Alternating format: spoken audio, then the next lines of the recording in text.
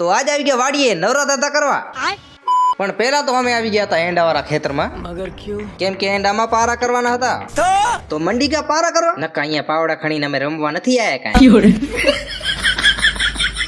અને એંડામાંથી ડાયરેક્ટ આવી ગયો ટ્રેક્ટર કને. મગર ક્યું? કાંઈ નહીં, થોડોક નવરો હતો તે હાલ્યો આવ્યો.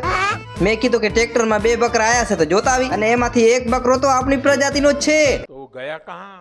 અહીં રોજો ટ્રેક્ટર માં મારા વિડિયા બનાવતો જાય. મુझे कुछ दिखाई नहीं दे रहा बा. અહીં ખમો જરાક આગળ બતાવું ટ્રેક્ટર માથે ચડીને. અલે તું. અને આરે જો આપણી પ્રજાતિનો બકરો મેહુલભાઈ ઠક્કર. તમે હવે એના વ્લોગ માં તો નહીં જોયો હોય પણ મારા વ્લોગ માં જોઈ લો. એ તો લેટેસ્ટ ન્યૂઝ છે. તો હવે બધાને શેર કરીને ફેલાવો કેમ કે આવી નવી નવી ખબરો તમને અહીંયા જ મળશે.